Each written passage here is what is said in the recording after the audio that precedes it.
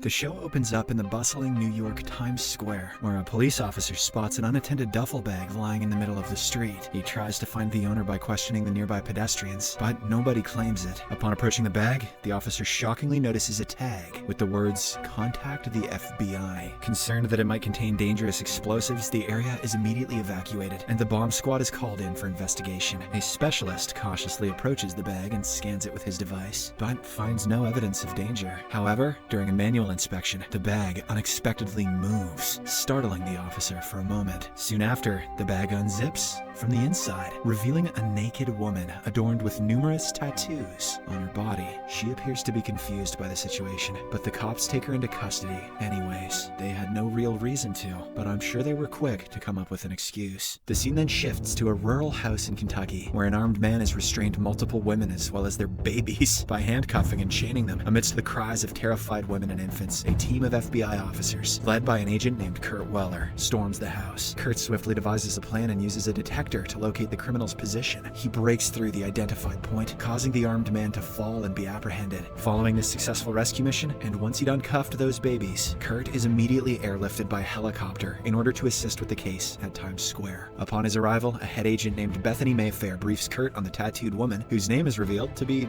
Jane Doe. They're soon joined by a doctor who discloses that Jane has been administered a substance called zeta interacting protein, or ZIP.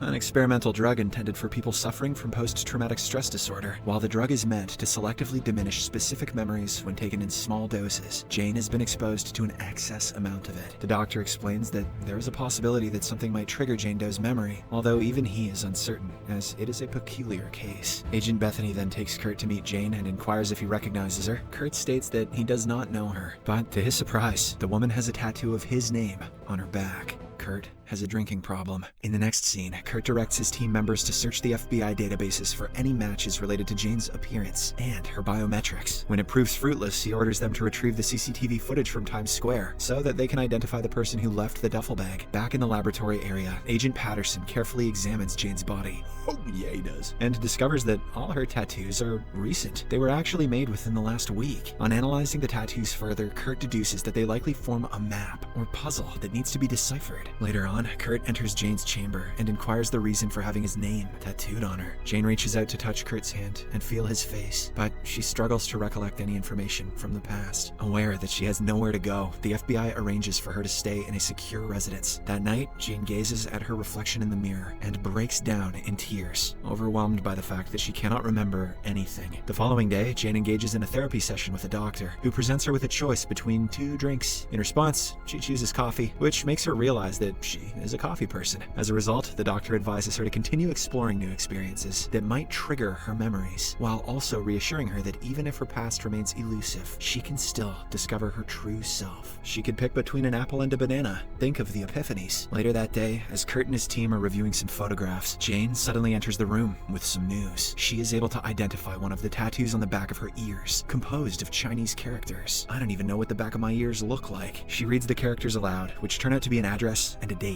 The strange thing is that the date is of this very day. Kurt and his group quickly search for the address and learn that it belongs to a Chinese guy named Chow, who is an employee of a multinational corporation, General Electric. Without any delay, the FBI team, along with Jane, heads on a mission to locate Chow. Upon arrival at the said location, they encounter Chow's roommate, who talks only in Chinese. Surprisingly, Jane serves as a translator and relays to the FBI members that the roommate has not seen Chow since the day before. Following this, the FBI team breaks into Chow's room and discovers a small laboratory for manufacturing methamphetamine, along with traces of explosive chemicals. In addition, they find a laptop protected by a password. One of the officers immediately begins to crack it. Back at the FBI headquarters, Agent Patterson and Bethany make a discovery: an additional concealed tattoo depicting a Navy SEAL. This revelation prompts them to speculate whether Jane might have a connection to the Navy SEAL. Bethany believes that Jane could be part of a special operations unit, which would explain why her database yielded no results for her. Meanwhile, as Kurt and the team conduct their investigation, Jane waits outside the room. During this time, she she overhears the building's manager mistreating his wife. She tries to ignore it for a while, but when sounds keep getting louder, she springs into action. To everyone's surprise, Jane showcases her remarkable combat skills and subdues 2 assailants alone. This further proves that Jane is affiliated with the Navy SEALs. Soon after, Kurt witnesses the altercation, so he immediately steps in to restrain Jane before escorting her to Chow's room. Turns out that they have found a video on Chow's computer that requires translation. Once deciphered, the video reveals that Chow is planning to target a famous politician, referred to as the Mother of Exiles, within the next 3.5 hours. Kurt believes that the intended target is Senator Judith Moore, a vocal advocate for immigration and Chinese trade, as she is the only marquee female politician in New York. After a bit of investigation, the FBI realizes that Chow has powered off his phone and that all of his emails are written in Wenzhou, which is also known as the Devil's Language. I'm not sure if that's true, but it sounds offensive. Moments later, they manage to root Chow's phone and reactivate it, enabling them to trace his whereabouts. With this, Kurt and the team head on a mission to apprehend Chow, while Bethany arranges for additional security to protect Senator Moore. In the next scene, the team locates Chow in the subway and discreetly begins to tail him. However, someone manages to warn him about the followers, prompting him to board a train and move away quickly. Kurt, along with one of his colleagues, goes after him, but their efforts are in vain as Chow cleverly uncouples the train and escapes. He also manages to leave behind a time explosive device. Now, with time running out, Kurt frantically orders the passengers to move back, while he himself grabs the bomb and carries it away from the train. He then removes a portion of the C4 explosive, hoping it will lessen the impact. And, just in the nick of time, he hurls the bomb away, averting the potential devastation it would have caused.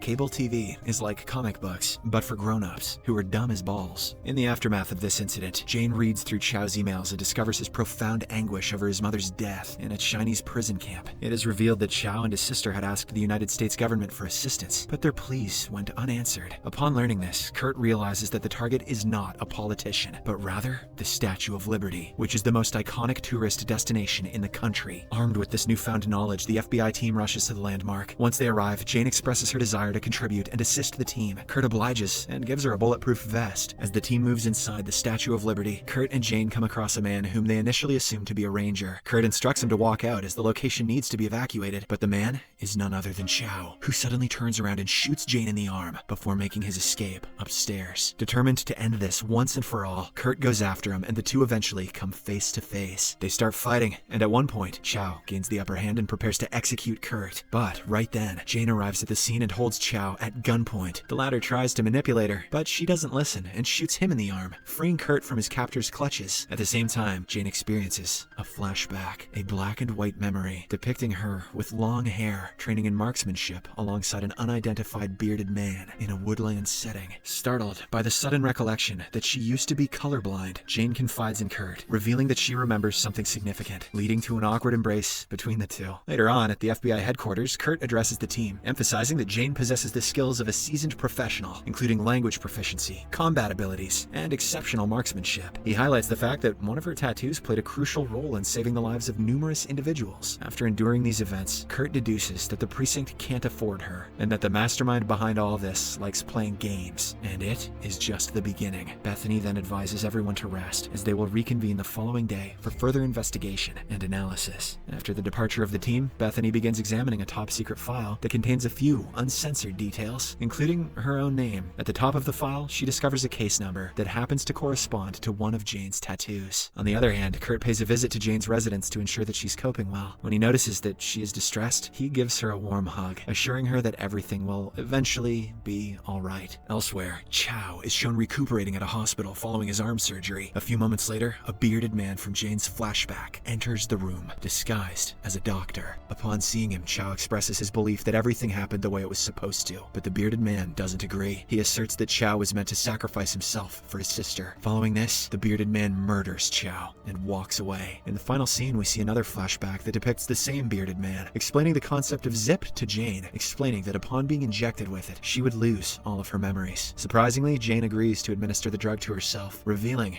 that it was her own decision. She knew that she was going to lose her memories. What's Michael Schofield's excuse?